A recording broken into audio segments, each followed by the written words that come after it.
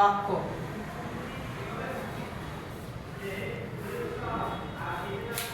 বিসমিল্লাহির রহমানির রহিম।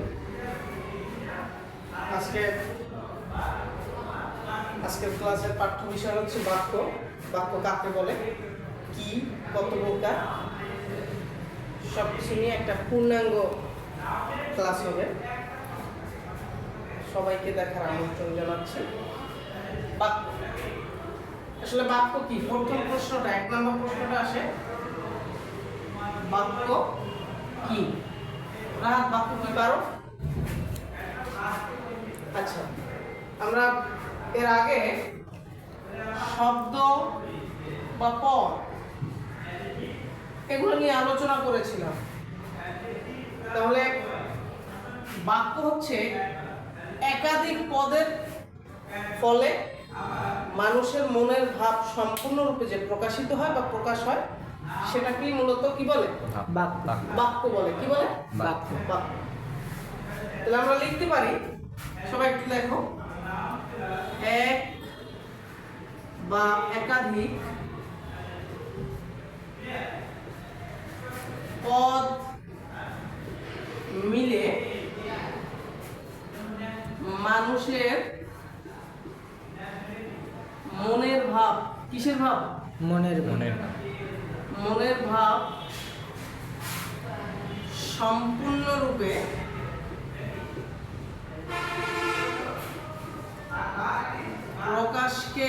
প্রকাশকে কি বলে? বাক্য বলে। বাক্য বলে। অর্থাৎ এক বা একাধিক পদ মিলে মানুষের মনের ভাব সম্পূর্ণরূপে প্রকাশকেই বাক্য বলে। মনের ভাবটা সম্পূর্ণরূপে লাগবে। কি মনের ভাব? সম্পূর্ণ লাগবে। এখন এক বা একাধিক লিখছি। কি লিখছি? এক বা একাধিক। কেন এক বা একাধিক লিখছি বা বলছি? দেখো, যদি আমরা বলি পড়ো, কি পড়ো বা লেখো, তাহলে এখানে কি আর কোনো শব্দের প্রয়োজন আছে? না। যে পড়ো কিংবা লেখো, তাহলে দ্যাটস ইট। এটা কিন্তু একটা শব্দ দিয়েই আমাদের বাক্য হয়ে গেছে, একটা শব্দ দিয়ে। আবার আরেকবার যদি বলি আমি খাই, আমি কি খাই, আমি খাই, কয়টা ওয়ার্ড হয়েছে বা কয়টা শব্দ হয়েছে? দুইটা। আমি হচ্ছে প্রোনাউন বা যেটাকে আমরা সর্বনাম বলি, আর খাই হচ্ছে ভার্ব কিংবা ক্রিয়া যেটাকে বলি। তাহলে দুইটা শব্দে আমার কি হয়ে গেছে? একটা বাক্য কিন্তু হয়ে গেছে, তাই না? আবার যদি এটা সম্পূর্ণভাবে আরেকটু বিস্তারিত লিখি, আমি আগামীকাল ঢাকায় যাব। সব দেরি করছো কেন? আমি আগামীকাল ঢাকায় যাব। তাহলে দেখা গেল একটা, দুইটা, তিনটা, চারটা, একাধিক পদ। কয়টা পদ? একাধিক পদ। এক পদ দিয়েও হয় কিংবা একাধিক পদ, অর্থাৎ দুইটা, তিনটা, চারটা, পাঁচটা, ছয়টা, সাতটা, অনেকগুলা পদের সমন্বয়ে আমাদের বাক্য গঠিত হয়। জি স্যার। বুঝতে পারছি? জি স্যার। তাহলে বাক্য কাকে বলে? এক বা একাধিক পদ মিলে মনের ভাব সম্পূর্ণরূপে প্রকাশকেই কি বলে? বাক্য বলে। That's it. আর কোনো ঝামেলা আছে? না। অন্তত পক্ষে এই বিষয়ে তো আর কোনো ঝামেলা নাই। সবাই একটু তাড়াতাড়ি লেখো, সবাই একটু লেখো। দেখো, এর পরবর্তীতে যে প্রশ্নটা আমাদের বেসিক্যালি বুঝতে হয় বা আসে, যে বাক্যের গুণ বা বৈশিষ্ট্য। কি? গুণ বা বৈশিষ্ট্য কয়টি ও কি কি? আচ্ছা, বাক্যের গুণ বা বৈশিষ্ট্য তিনটি। কয়টি? বাক্যের গুণ বা বৈশিষ্ট্য তিনটি। কয়টি? তিনটি। দেখো, 1 নম্বর হচ্ছে আকাঙ্ক্ষা। কি? আকাঙ্ক্ষা। 2 নম্বর হচ্ছে আসক্তি। এই দেখো, আসক্তি না, আসক্তি। এটা কি উচ্চারণ হবে? আসক্তি। কারণ আসক্তি একটা ভিন্ন বিষয়। এই যে আসক্তি, মাদকাসক্তির দিক থেকে কিন্তু আমরা এই আসক্তি লিখি, ঠিক আছে? আসক্ত মানে কোনো একটা জিনিসের উপরে ডিপেন্ড করা, নির্ভর করা। আর এই আসক্তি কিন্তু আলাদা একটা শব্দ। ওকে, আচ্ছা, আকাঙ্ক্ষা, আসক্তি, আর একটা হচ্ছে যোগ্যতা, আর একটা কি যোগ্যতা। যোগ্যতা। এখন এটা আমি তোমাদেরকে হালকা বুঝিয়ে দেই যে কি কি আসলে যোগ্যতা। ইয়াসিন বানান ভুল হয়, দেখো না? আকাঙ্ক্ষা, আসক্তি, যোগ্যতা। যোগ্যতা। এখন এই আকাঙ্ক্ষাটা কি আসলে? এটা ধরো আমরা একটা বাক্য লিখলাম, আমরা একটা বাক্য লিখলাম। এখন বাক্য লেখার পরে একটা শব্দের পরে আরেকটা শব্দ, একটা শব্দের পরে আরেকটা শব্দ শোনার যে একটা তীব্র আকাঙ্ক্ষা থাকে আমাদের, তীব্র কি থাকে? আকাঙ্ক্ষা। সেটাই হচ্ছে মূলত এই আকাঙ্ক্ষা, বাক্যের আকাঙ্ক্ষা। যেমন আমি ঢাকা, যদি এতটুকু বলি আমি ঢাকা, এর দ্বারা কি সম্পূর্ণ অর্থ প্রকাশ হয়েছে? না, হয় না। যদি আমি এই ঢাকা যাব, এই যাবটুক লেখি, তাহলে কিন্তু এটা সম্পূর্ণ একটা বাক্যে পরিণত হয়েছে বা রূপান্তরিত হয়েছে, কি ঠিক না? কিন্তু যদি আমি এতটুকু বলতাম আমি ঢাকা, তাহলে তো আমার বাক্যটা সম্পূর্ণ হইতো না। এবং এই বাক্যটি অসম্পূর্ণ বিধায় যাব এই শব্দটার জন্য মনের একটা তীব্র আকাঙ্ক্ষা জাগরিত হয়েছে আমাদের, তাই না? ঠিক এই জন্যই আসলে আমি ঢাকা যাব এটা আকাঙ্ক্ষা প্রকাশ পাইছে, বুঝতে পারছো একটা বাক্যে। এরপরে আছে আসক্তি।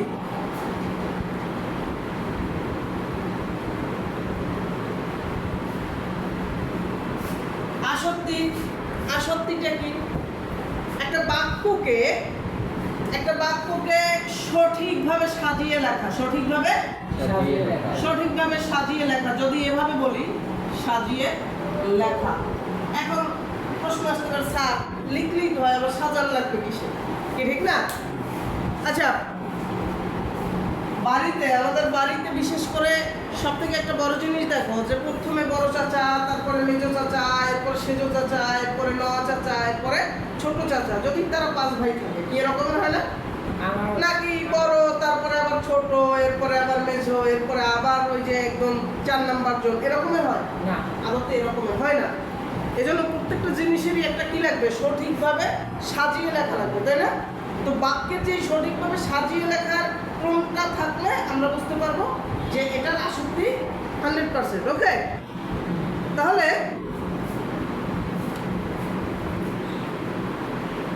যদি এভাবেই আমরা লিখি, নাজমুল স্যার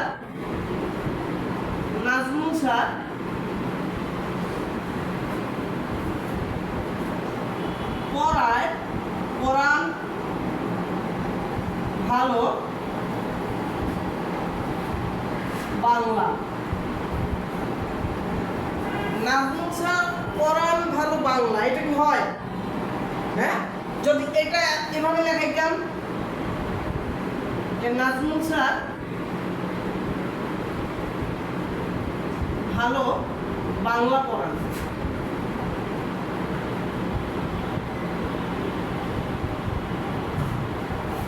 কি হয়? আবার আরেকটা লেখা যদি আমরা এভাবে লিখতে পারি, দেখো ধরো এইভাবে,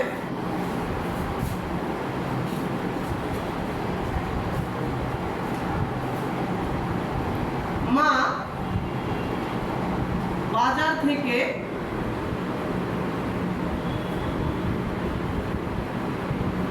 কিনেছেন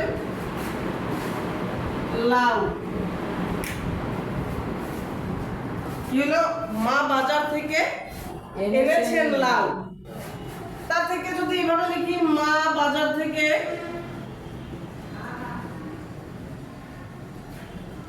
লাউ এনেছেন।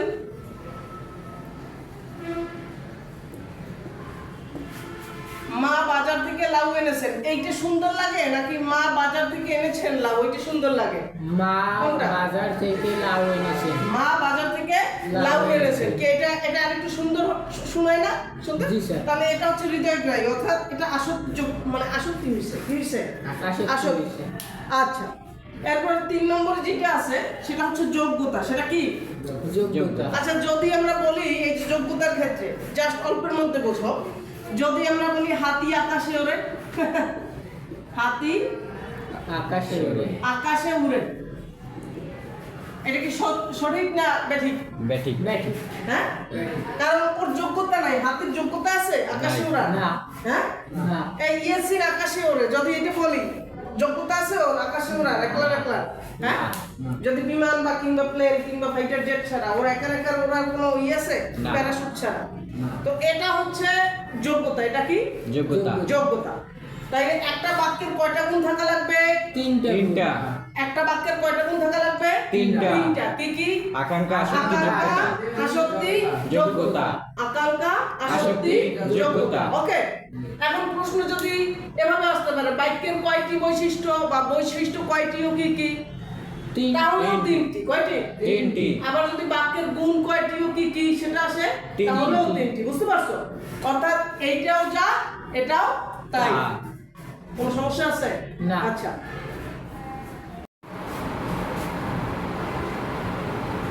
পরে আগে লিখি। মূলত বাক্যে না, বাক্যের গুণ বা বাক্যের বৈশিষ্ট্য যদি বলি সেক্ষেত্রে তিনটি। কয়টি? তিনটি। সেই ক্ষেত্রে তিনটি যদি গুণ বা বৈশিষ্ট্য বলি। আদত বাক্যের অংশ হচ্ছে দুইটি। বাক্যের অংশ কয়টি? দুইটি। দুইটি। এক হচ্ছে উদ্দেশ্য, উদ্দেশ্য, আর দুই হচ্ছে বিধেয়। দুই হচ্ছে বিধেয়। বিধেয়। একটা হচ্ছে উদ্দেশ্য আর একটা হচ্ছে বিধেয়। বিধেয়। এখন উদ্দেশ্য কি? আচ্ছা, আমরা ইংরেজিতে সাবজেক্ট এবং অবজেক্ট করেছি। ইংরেজিতে কি করেছি? সাবজেক্ট এবং Subject এবং অবজেক্ট। তাহলে উদ্দেশ্য কি? আসলে যদি একটা প্রশ্ন এরকমের বলি, নাজমুল স্যার বাংলা ভালো বাংলা লেখে বা বাংলা লেখে, কি লেখে? বাংলা, না বা নাজমুল স্যার বাংলা পড়ান, এটাই দিই। ওকে, তাহলে উদ্দেশ্য হচ্ছে প্রথম অংশটা, অর্থাৎ কে কে করেন, কে করে। করেন বা যার উদ্দেশ্যে বলা হয়, যার উদ্দেশ্যে বলা হয়। বলা হয়। অর্থাৎ এটা যদি আমরা এভাবে লিখি, যার উদ্দেশ্যে বলা হয়, বলা হয়। এখন যদি এইটা প্রশ্ন করি কার উদ্দেশ্যে বলা হয়, অবশ্যই নাজমুল স্যারের উদ্দেশ্যে। কার উদ্দেশ্যে? নাজমুল স্যারের উদ্দেশ্যে। আর যদি কি উদ্দেশ্য, কি উদ্দেশ্য করে পড়ানো হয়, কি পড়ানো হয় বা কি করা হয়, এটা যদি প্রশ্নটা এভাবে করি, কি করা হয়, তাহলে সে বাংলা পড়ান। সে কি করে? সে কি করে? বাংলা পড়ান। অর্থাৎ বাক্যের শেষ প্যারাটা। এখানে হ্যাঁ, উদ্দেশ্যে। উদ্দেশ্য, না না, উদ্দেশ্য, উদ্দেশ্য এবং বিধেয়। ঠিক আছে? আচ্ছা, অর্থাৎ বাক্যের উদ্দেশ্য সম্পর্কে যা বলা হয়, বাক্যে উদ্দেশ্য উদ্দেশ্য সম্পর্কে যা বলা হয় সেটাই হচ্ছে বিধেয়, সেটাই হচ্ছে বিধেয়। বিধেয়। এখন এই নাজমুল স্যার এটা কি? উদ্দেশ্য। নাজমুল স্যার কি? উদ্দেশ্য। উদ্দেশ্য। আর এই বাংলা পড়ান এটা কি? বিধেয়। বিধেয়। বুঝতে পারছি আমরা? জি স্যার। জি স্যার। এটা কি ঝামেলা আছে? না স্যার। হ্যাঁ, কোনো ঝামেলা নেই। ওকে। ক্লিয়ার। এরপরের প্রশ্নটা হচ্ছে গঠন অনুসারে, গঠন অনুসারে বাক্য কত প্রকার? বাক্য কত প্রকার ও কি কি? কত প্রকার ও কি কি? কি কি? দেখো, এবার চাইছে আমাদের কাছে কি গঠন অনুসারে আমরা লিখব 3 প্রকার। কয় প্রকার? 3 প্রকার। 3 প্রকার। 1 নাম্বার 1 নাম্বার সরল, সরল। 2 নাম্বার জটিল। 1 নম্বরে সরল। সরল, 2 নম্বরে জটিল। জটিল, 3 নম্বরে যৌগিক। 3 নম্বরে যৌগিক। যৌগিক। এইখানে একটা আমরা যে রকমের টেন্সে বাক্যের গঠন প্রণালী আমরা পড়েছিলাম ইংরেজিতে, ঠিক বাংলায় ওই রকমের গঠন প্রণালী এখানে। যেমন সরল বাক্য যেটা, কি বাক্য? সরল বাক্য। সরল বাক্য যেটা, সেখানে তিনটে জিনিস থাকলেই দ্যাটস না, অর্থাৎ এক নাম্বার হচ্ছে উদ্দেশ্য, কি উদ্দেশ্য, উদ্দেশ্যের সাথে প্লাস থাকবে ক্রিয়া বা সমাপিকা ক্রিয়া, কি থাকবে সমাপিকা ক্রিয়া, সমাপিকা ক্রিয়া, এরপরে এর সাথে যোগ থাকবে বিধেয়, কি থাকবে বিদেহ। বাস। যদি এটা পাই তাহলে আমরা মনে করব যে এটা সরল বাক্য, কি বাক্য সরল বাক্য। আচ্ছা রাহাত বই পড়ে, রাহাত বই পড়ে, এই দেখাই, রাহাত বই পড়ে, এখানে কি কি আছে দেখো, উদ্দেশ্য আছে, কি আছে উদ্দেশ্য, উদ্দেশ্য আছে, সমাপিকা ক্রিয়া আছে ক্রিয়া। এবং বিধেয় আছে, বই বিধেয় আছে, কি বই, বই। তাহলে রাহাত বই পড়ে এটা একটা সরল বাক্য, এটা কি বাক্য সরল বাক্য। সরল বাক্য। আচ্ছা এরপর আসি জটিল বাক্য। জটিল বাক্যের সাথে এটা সম্পূর্ণই থাকবে, কি থাকবে একটা স্বাধীন বাক্য থাকবে, এটা কি থাকবে স্বাধীন বাক্য। এই স্বাধীন বাক্যের সাথে অন্য আরেকটা বাক্য জুড়ে জুড়ে দেওয়া হবে, অন্য আরেকটা বাক্য কি আসবে জুড়ে জুড়ে দেওয়া হবে। তো এই জন্য আমরা এটা এভাবে লিখতে পারি, স্বাধীন বাক্য, স্বাধীন বাক্য বা সাথে অন্য বাক্য, স্বাধীন বাক্য এর সাথে অন্য বাক্য, এর সাথে অন্য বাক্য। এটা হচ্ছে আমার থিওরি, স্বাধীন বাক্য এর সাথে কি অন্য অন্য বাক্য। যেমন এখন আসি স্যার কি রকমের সেটা, এটা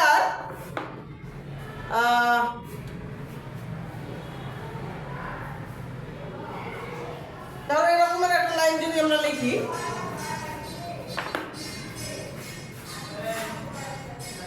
যিনি সাধুপদেশ দেন, যিনি সাধুপদেশ দেন তাকে সবাই ভালোবাসে, তাকে সবাই ভালোবাসে, ভালোবাসে। এই তাকে সবাই ভালোবাসে এটা একটা কি বাক্য স্বাধীন বাক্য। এই যিনি সাধুপদেশ দেন এটা কি স্বাধীন বাক্য, একটা স্বাধীন বাক্য, কি ঠিক আছে না? সেটার সাথে আরেকটা বাক্য কি, এই কমার পরে আরেকটা বাক্য কি হইছে যোগ হইছে, তার মানে এটা একটা জটিল বাক্য, এটা কি বাক্য জটিল বাক্য। জটিল বাক্য। এরপরে আছে যৌগিক বাক্য। এই দেখো যৌগিক বাক্য আমরা চেনার সহজ উপায়, একদম সহজ উপায়, কিন্তু, তবু, তবু আর কি, যদি,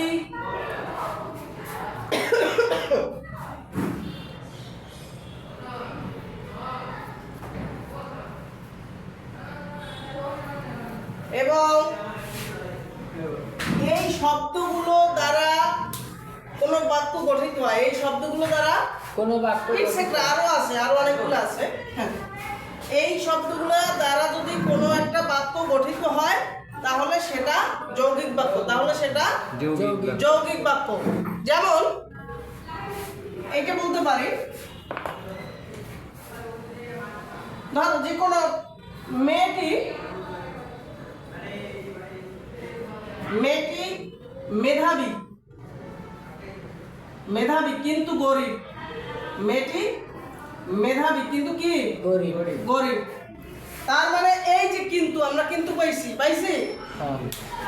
কিন্তু এরকমের অসংখ্য, এই যে কিন্তু, এবং, যদিও, তথাপি, তবুও, এই ধরনের যত শব্দ আছে সেই শব্দগুলা যেই বাক্যের মধ্যে আছে মনে করবা সেটাই হচ্ছে যৌগিক বাক্য।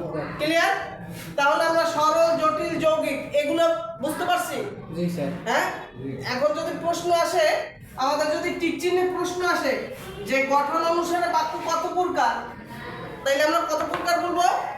তিন প্রকার। গঠন অনুসারে বাক্য কয় প্রকার? তিন প্রকার। কি কি? সরল, জটিল, যৌগিক। ক্লিয়ার? আচ্ছা, তারপরে এরকমের বিভিন্ন বাক্য থাকবে, সেই বাক্যর নিচে লেখা থাকবে নিচেরটি কেমন বাক্য, কি বাক্য, তখন তোমার সেটা বুঝে আনসার করতে হবে।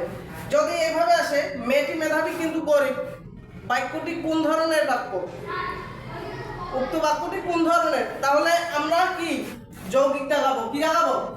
যৌগিক। যদি আসে যে আমাদের রিয়াদ ভালো ছেলে, রিয়াদ ভালো ছেলে, বা রিয়াদ বই পড়ে, রিয়াদ ক্রিকেট খেলে, রিয়াদ ফুটবল খেলে, এই ধরনের যদি কোনো লাইন আসে তাহলে আমরা বলবো সেটা সরল বাক্য। সেটা কি বাক্য? সরল বাক্য। আর জটিল বাক্য এই যে এখানে দিছি, যেমন যিনি সদুপদেশ দেন তাকে সবাই ভালোবাসেন, এরকমের অসংখ্য বাক্য থাকতে পারে, কি ঠিক না? এ ধরনের বাক্য থাকলে আমরা কি দেখাবো? এটা জটিল বাক্য। জটিল বাক্য। বুঝতে পারছো? এ ধরনের প্রশ্ন কিন্তু আসবে। ওকে।